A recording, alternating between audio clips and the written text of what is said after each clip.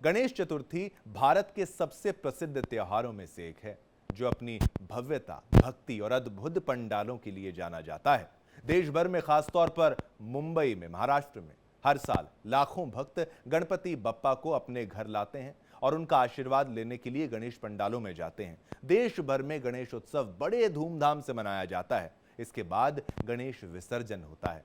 मुंबई समेत कई शहरों के गणेश पंडाल अपनी भव्यता और वैभव के लिए विख्यात हैं। देखिए हमारी ये खास रिपोर्ट। नमस्कार, स्वागत है आपका। आप देख रहे हैं हमारा स्पेशल शो देश के धनी गणपति।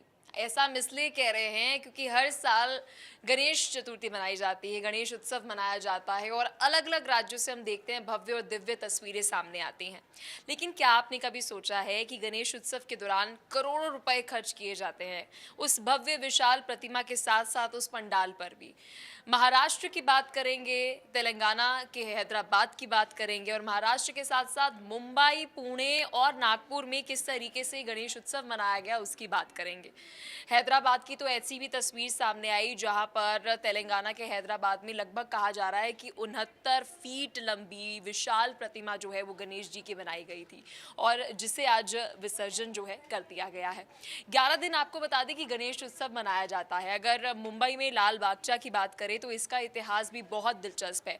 98 साल से आपको बता दें कि वहां पर जो मछुआरे हैं उनकी एक रीत है कि वो गणेश उत्सव वहां पर मनाते हैं और लाल बागचा महाराज जो है उन्हें क्यों वहां पर उनकी इतनी बड़ी प्रतिमा जो है वो आती है। फिर अंबानी फैमिली की अगर हम बात करें, अंबानी परिवार की अगर हम बात करें, वो भी फिर बाद में वहां पर डोनेट करने के लिए, यानी कि पूरे पंडाल की जो डेकोरेशन होती है उसमें डोनेशन कहा जाता है कि उनकी तरफ से आती है।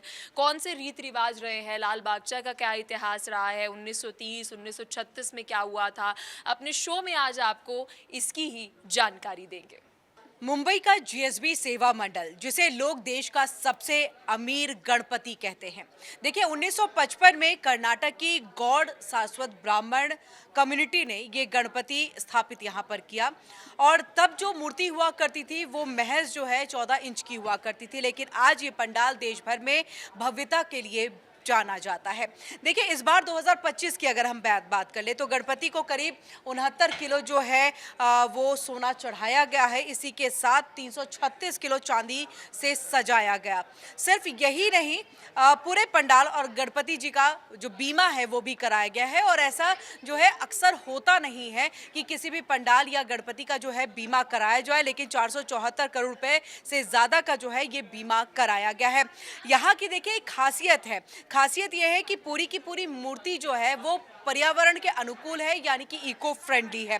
पूरे पंडाल में आपको कहीं पर भी लाउड स्पीकर चलते हुए सुनाई नहीं, बल्कि सिर्फ वैदिक मंत्रोच्चारण जो है वो सुनाई देगा।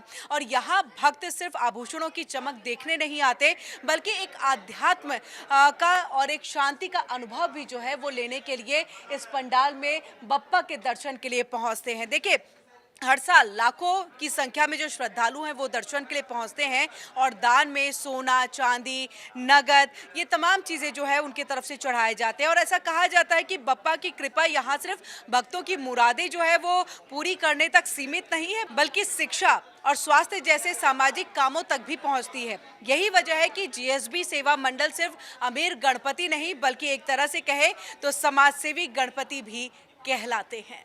अब चलते हैं दक्षिण भारत में, जहां पर हैदराबाद के खैरताबाद गणेश अपने आप में अद्भुत हैं। जी हाँ, कहा जाता है यहाँ जो गणेश की प्रतिमा है वो हर साल बढ़ती है, यानी इस गणेश प्रतिमा की ऊंचाई बढ़ती रहती है। इस बार 2025 की अगर हम बात करें तो ये 65 फीट से ज़्यादा ऊंची मूर्ति बनाई गई है और इसे बनाने में दिन रात कारीगर मेहनत करते हैं और करोड़ों रुपए इसमें खर्च होते हैं। ऐसे में यहाँ पर लोगों की श्रद्धा भी अपने आप में बहुत ज़्यादा है, क्योंकि इन गणेश के बारे में कहा जाता है कि इनके पास अगर आप किसी भी मनोकामना को लेकर आते हैं तो उसे शीघ्र ही पूरा कर देते हैं। तो गणेश उत्सव 10 दिनों तक चलता है और ऐसे में खैरताबाद गणेश की अपने आप में मान्यता बहुत ज़्यादा अधिक हो जाती है, क्योंकि हम देखते हैं हर साल जो भगवान गणेश की मूर्ति है उसकी ऊंचाई बढ़ती रहती है और ये सिलसिला बरसों से चला रहा है। कहा जाता है खैरताबाद गणेश के एकमात्र दर्शन करने के बाद आपको किसी चीज़ की कमी नहीं रहती है। यानी खैरताबाद गणेश की स्थापना जब होती है तो लगातार लोग जो हैं वो दूर दूर से आते हैं और सिर्फ इस प्रतिमा की ऊंचाई ही नहीं बल्कि इसकी जो आस्था है वो भी लोगों को अपनी तरफ खींच के लाती है। तो हर साल इस मूर्ति की ऊंचाई बढ़ती है और इसके साथ साथ देश विदेश से जो लोग आते हैं दर्शन करने के लिए उनकी मान्यता भी निरंतर बढ़ती जाती है, क्योंकि कहा जाता है कि यहाँ पर जो भी मन्नत लेकर आता है वो पूरी होती है। और शायद यही वजह है कि खैरताबाद गणेश की ये प्रतिमा अपने आप में बेहद खासियत रखती है। और अगर बात करें इसकी थीम की, तो हर साल हम देखते हैं किसी थीम के साथ खैरताबाद गणेश की स्थापना की जाती है।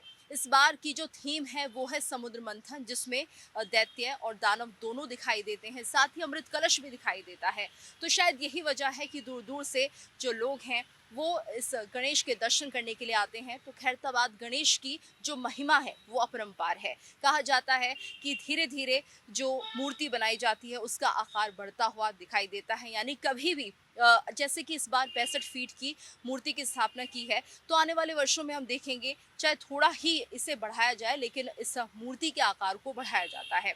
और इतना ही नहीं, यहाँ का प्रसाद भी अपने आप में खास मान्यता रखता है। विशेष तरह के लड्डू यहाँ पर बनाए जाते हैं जो 500 से 1000 किलो तक के हो सकते हैं, और शायद यही वजह है कि लोगों में इन गणेश का आकर्षण बढ़ता हुआ दिखता है।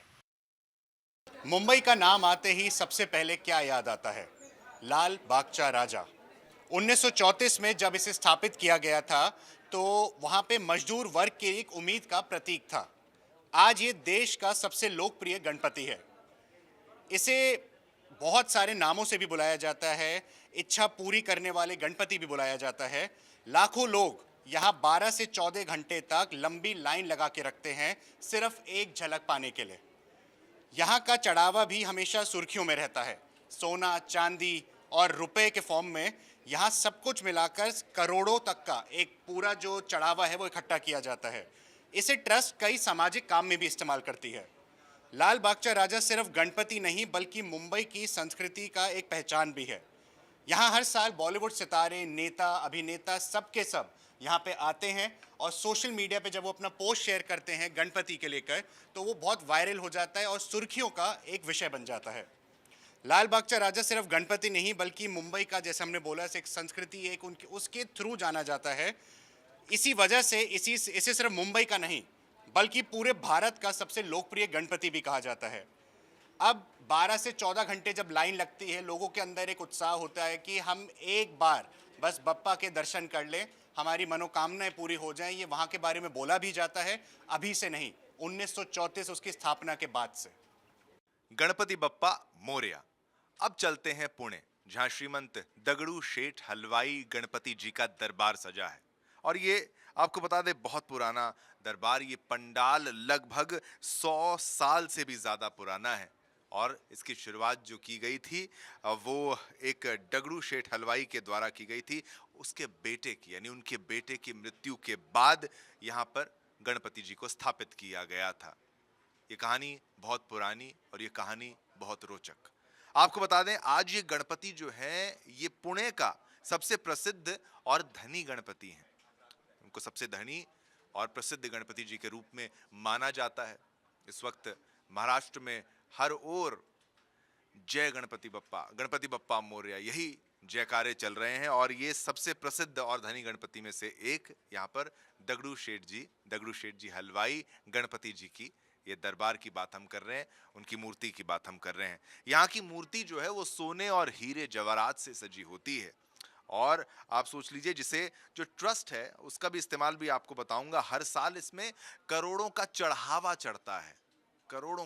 चढ़ता है और इसका इस्तेमाल बेहद अच्छे कार्यों के लिए होता है। जो ट्रस्ट वहां पर मौजूद है वो इसको शिक्षा के लिए, स्वास्थ्य के लिए और ऐसे मुद्दों के लिए इस्तेमाल किया जाता है जिससे जन कल्याण हो, जन सेवा के लिए। तो जन कल्याण, जन सेवा के लिए इसका इस्तेमाल किया जाता है, समाज सेवा में इसका खर्च किया जाता है। अब इस गणपति जी की खासियत क्या है? ये भक्तों की भावनाओं का जुड़ाव। आपको बता दें कि यहाँ दर्शन करने आम लोग ही नहीं आते बल्कि करोड़पति, अरबपति, उद्योगपति, राजनेता, हर कोई यहाँ पर आता है और बप्पा का आशीर्वाद लेता है और यहाँ पर उत्सव में शामिल वो होता है।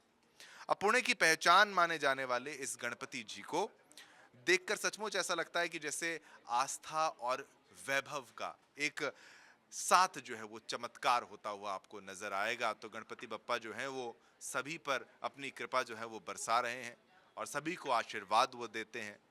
क्या आम, क्या खास, क्या गरीब, क्या अमीर, सबके हित की बात जो है वो गणपति जी ही करते हैं। इसीलिए जब भी आप कुछ करने का प्लान बनाते हैं, कुछ नए काम की शुरुआत करने जा रहे होते हैं, यानी आप चाहे पूजा करते हैं, तो कहा यह जाता है कि सबसे पहले आपको गणपति जी का नाम लेना चाहिए। आपका भला ही भला होगा, आपका अच्छा ही अच्छा होगा। तो आज मैंने आपको पुणे के श्रीमंत दगड़ू शेठ हलवाई गणपति जी के बारे में बताया। तो आपने देखा कैसे देश भर के अलग अलग हिस्सों में गणपति सिर्फ श्रद्धा और आस्था का प्रतीक ही नहीं बल्कि धन्य और भव्यता का भी प्रतीक बन चुके हैं।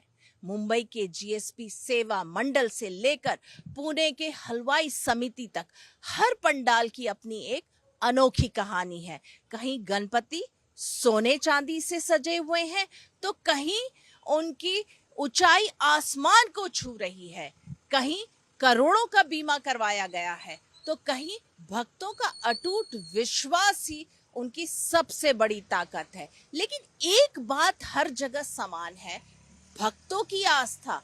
आखिरकार बप्पा हमारे दिलों में बसते हैं। गणपति बप्पा मोरया।